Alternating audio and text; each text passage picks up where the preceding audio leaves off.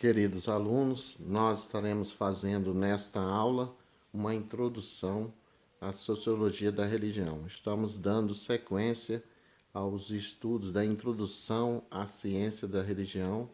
E nessa aula, especificamente, estaremos focados na questão da sociologia.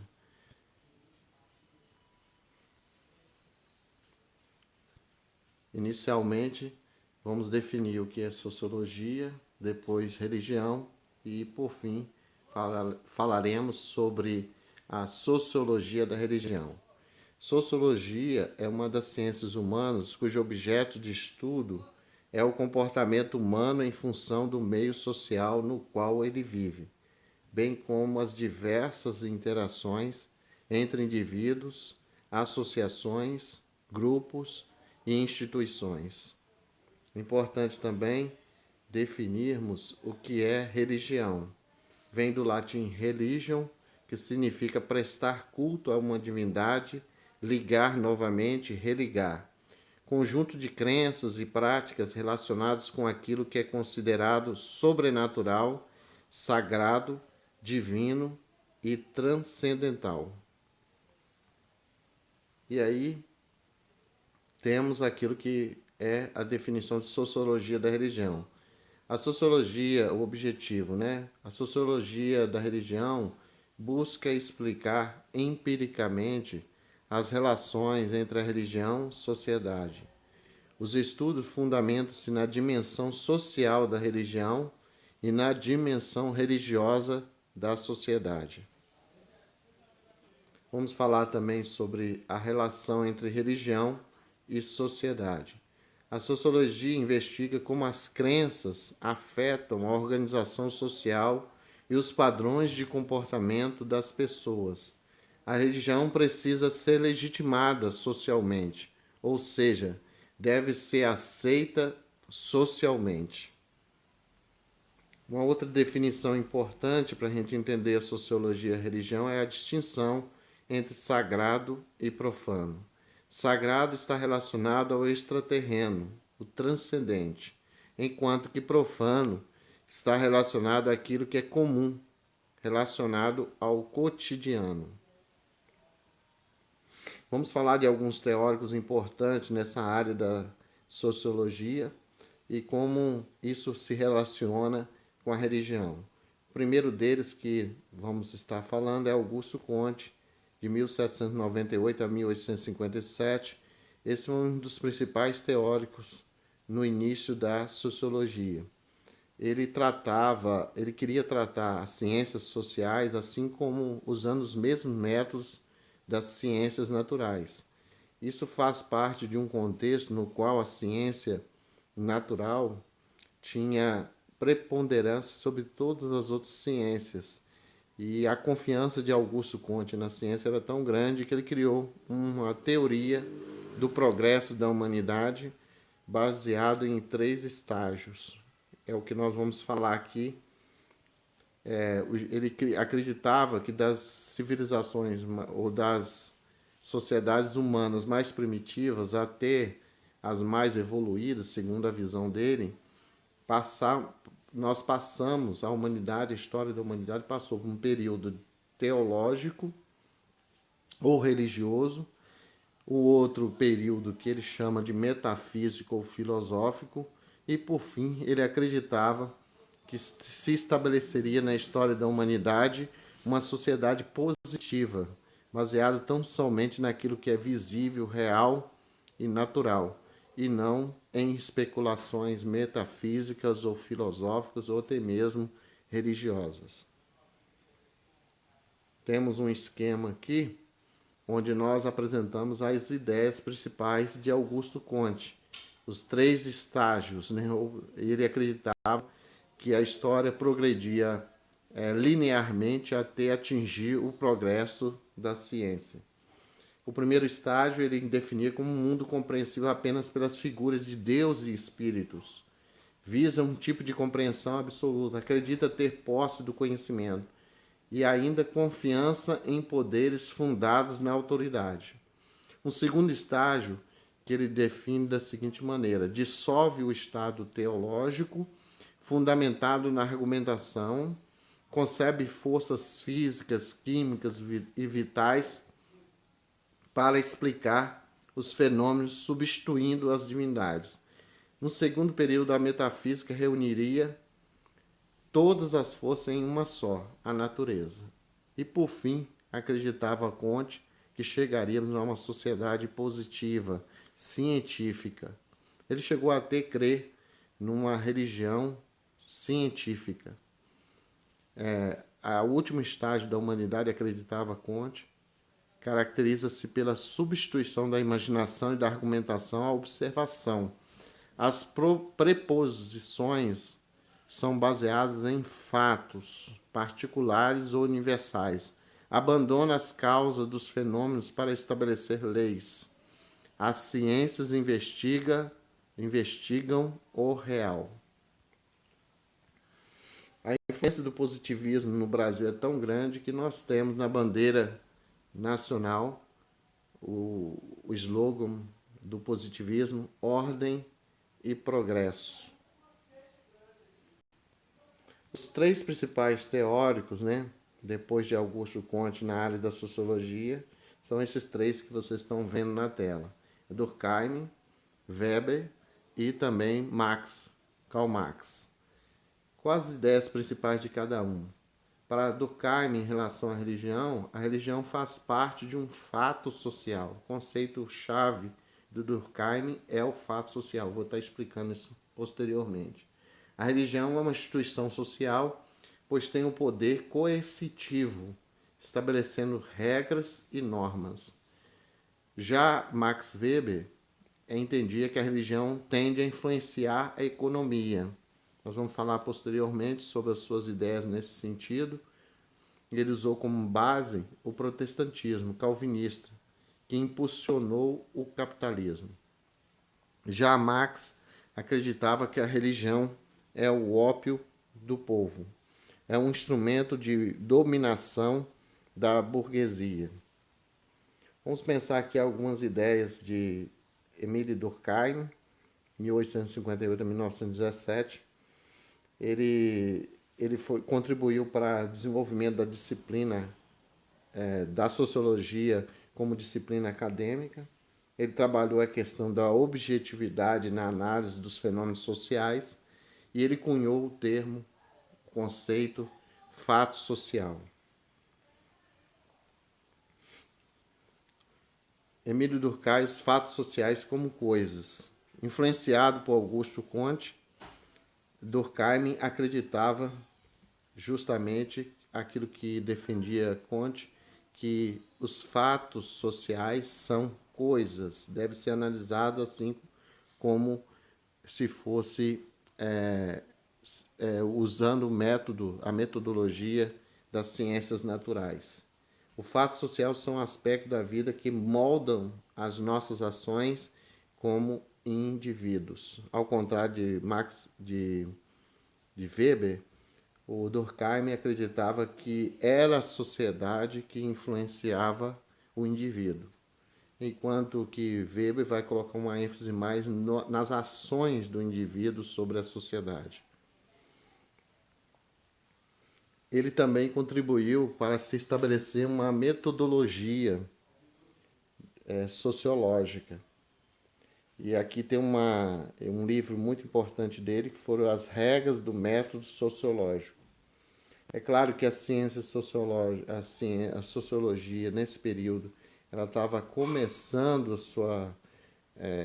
ser introduzida na vida acadêmica, então ele precisava definir quais eram as metodologias, ou qual é a metodologia adequada para essa nova ciência. E uma frase dele nesse livro é: toda maneira de agir, fixa ou não, suscetível de exercer sobre o indivíduo uma coerção exterior, que é geral na extensão de uma sociedade, apresentando uma existência própria, independente das manifestações individuais.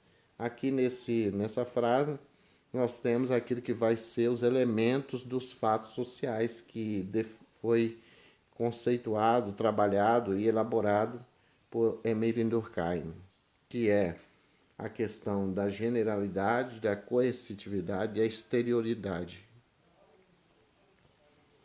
Aqui são as características que Durkheim deu para o fato social, que é a coercitividade, ou seja, o fato social tem que se impor como uma coisa coercitiva, exterior, e também deve ser algo geral na sociedade. Muito importante também é o conceito de Durkheim em relação à solidariedade. Solidariedade é o elemento chave na vida em sociedade. A preocupação de Durkheim na época era definir aquilo que cria coesão social. E ele analisou dois tipos de solidariedade, o que une a sociedade. Ele chamou isso de solidariedade mecânica, se referindo às sociedades primitivas, e ele também falou da sociedade orgânica, próprias das sociedades mais sofisticadas, como as sociedades modernas. É interessante também, na obra de Durkheim, os tipos de suicídio que ele analisa. Basicamente, ele é coerente à sua proposição, suas premissas de que a sociedade é que tem influência sobre o indivíduo. Ele entende que o fenômeno do suicídio não é exclusivamente individual, pelo contrário. Ele entende que se uma sociedade adoece, o indivíduo também adoece.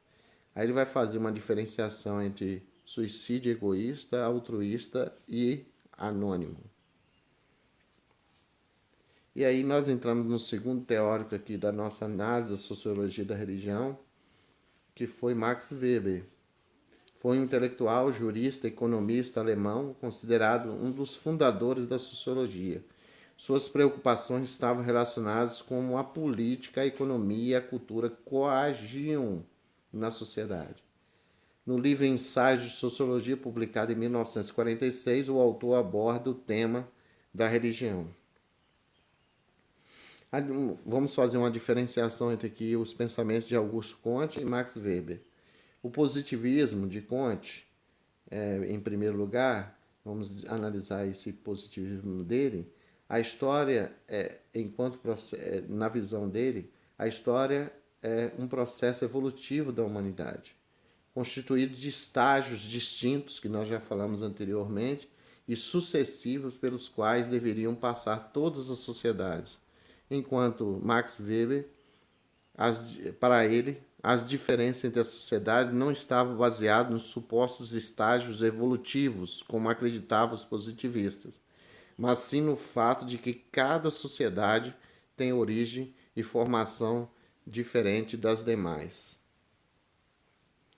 A visão da história de Comte diferencia realmente de Max Weber, porque ele estava influenciado por essa visão positivista. O positivismo concebia a história como um processo universal e não como algo único e próprio de cada grupo social. Esta lei evolutiva era generalizante e anulava as particularidades históricas das diferentes sociedades. Para Max Weber é o contrário. Cada grupo social é único e deve ser respeitado em suas especificidades. Muito interessante também é a publicação do livro Ética Protestante e o Espírito do Capitalismo, no qual Max Weber, dentre outros assuntos, vai analisar o protestantismo calvinista e como ele impulsiona o capitalismo. Para Max Weber, isso é explicado pela cosmovisão dos protestantes, calcada na disciplina, na poupança, na vocação e no trabalho. Max Weber acreditava que o que impulsionava os puritanos, os calvinistas, que acabaram influenciando, se tornando motor do capitalismo, é a visão que eles tinham de que trabalho não era algo, um castigo, nem mesmo algo ruim Pelo contrário, eles acreditavam que era uma vocação. Max Weber vai trabalhar a questão da vocação na visão de Lutero, e também ele entende que eles trabalhavam para não viver em ociosidade e acreditava que isso era uma missão, uma vocação da sua própria vida.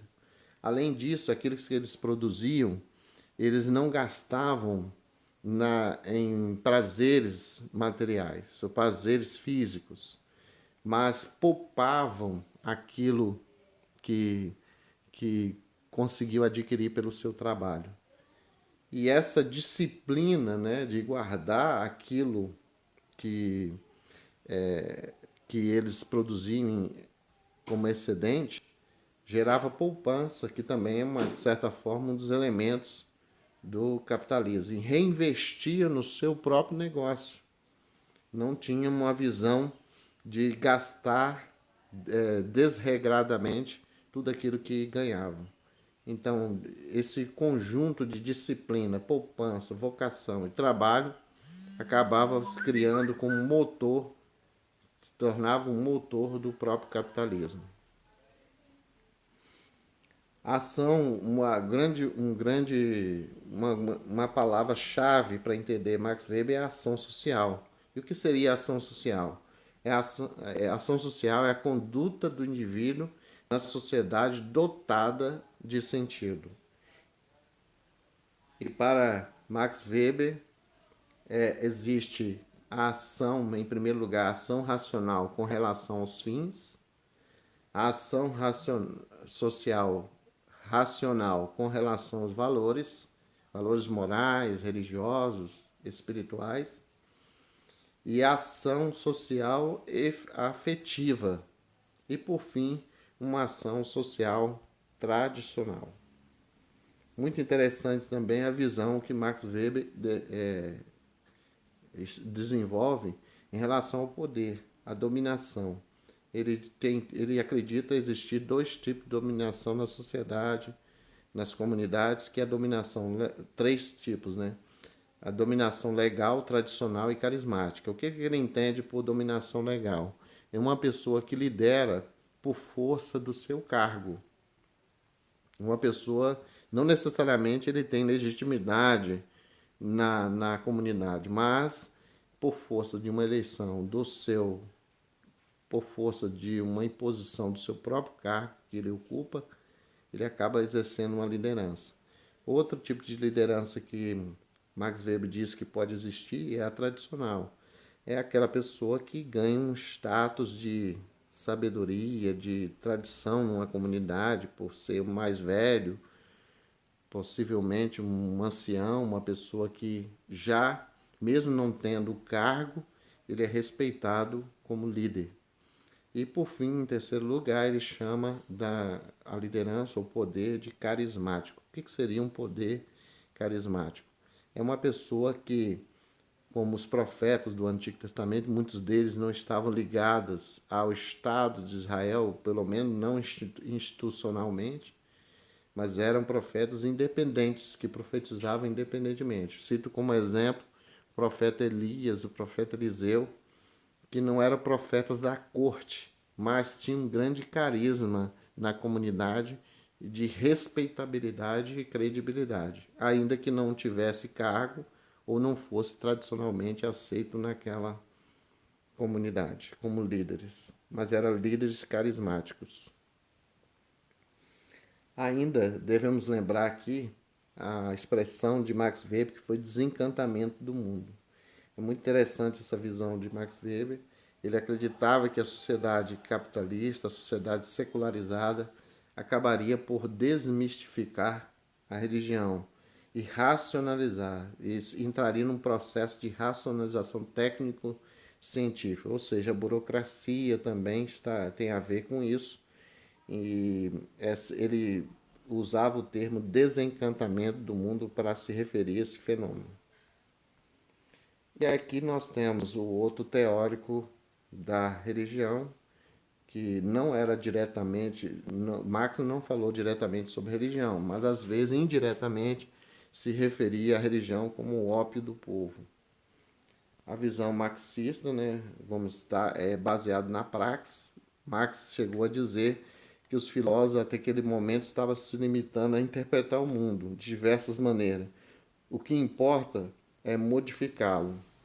Ou seja, ele acreditava numa revolução cujos agentes eram o proletariado, os trabalhadores.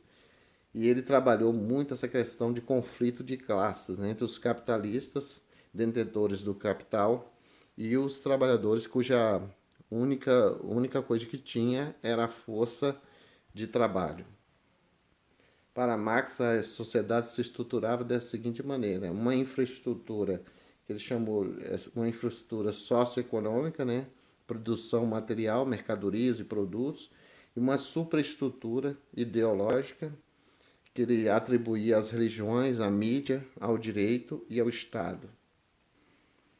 Ele fez uma análise da produção, modo de produção primitiva, escravista, asiático, feudal e capitalista. Ele analisou a questão da mercadoria em termos de valor de uso, valor de troca. Isso é igual à mercadoria. Mas o que eu queria assim destacar é uma diferenciação entre o chamado comunismo cristão e o comunismo marxista. Eu usei o termo aqui comunismo cristão porque alguns marxistas, esquerdistas, entendem que há uma base bíblica para a reivindicação da questão da justiça social. De fato, a Bíblia prega isso, mas há uma grande diferença entre aquilo que a igreja primitiva, por exemplo, viveu, onde se diz que eles tinham tudo em comum, e eu queria mostrar assim, algumas diferenças pontuais. A primeira delas é que aquilo que os cristãos primitivos viveram era motivado pelo amor cristão e o amor ao próximo. Não tinha nenhuma motivação política. Segundo, aquilo que os cristãos viveram na igreja primitiva era voluntário e espontâneo. A maioria das sociedades que implantaram o marxismo foi imposto através de um Estado socialista. E tem um outro detalhe: os cristãos nunca pregaram a violência ou a revolução violenta. O Marx chegou a pregar que para a implantação da revolução, da implantação da sociedade comunista, era necessária uma revolução. E ele admitia até mesmo a violência para isso. Então, aqui está uma diferença, além dessas diferenças que eu estou dando, ainda tem uma quarta diferença importante destacar, é que o comunismo cristão, se é que eu posso chamar comunismo cristão, mas aquilo que os cristãos viveram em termos de sociedade, e eles nunca declararam, ou nunca, e também não teria sentido, eles nunca declararam a inexistência de Deus. Geralmente as sociedades marxistas, não estou dizendo todas, ou aqueles que defendem o marxismo, são ateístas. Muitas sociedades que implantaram o marxismo, elas se tornaram ateístas e grandes perseguidoras dos cristãos. Então, ressalvado isso, podemos dizer que há muitas diferenças entre aquilo que o cristão propõe em termos de sociedade, amor, amor ao próximo, e aquilo que o comunismo marxista propõe.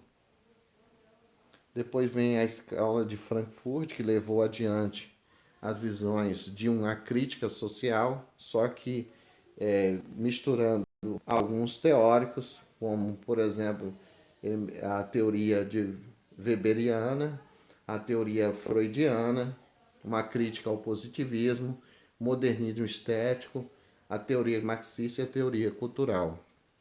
Até hoje nós temos influência dessa escola. Muitos cristãos nem têm percepção disso, mas há uma grande influência de nossas faculdades e academias, mas há uma influência muito grande dessa escola que tem uma tendência marxista e comunista. Por fim, quero terminar aqui falando sobre a secularização e o pluralismo em relação ao Brasil. O positivismo acreditava que, com o processo de modernização, a religião perderia sua importância na sociedade, mas isso não se efetivou. O que Augusto Conte profetizou, entre aspas, de que a sociedade chegaria a ser uma sociedade eminentemente científica, isso não se concretizou. Pelo contrário, hoje nós vemos um boom da religião em todos os lugares. O Brasil é visto como um país sincrético, principalmente por causa da miscigenação racial e cultural. E aqui nós temos três matrizes religiosas, né? Os índios, os negros e os brancos.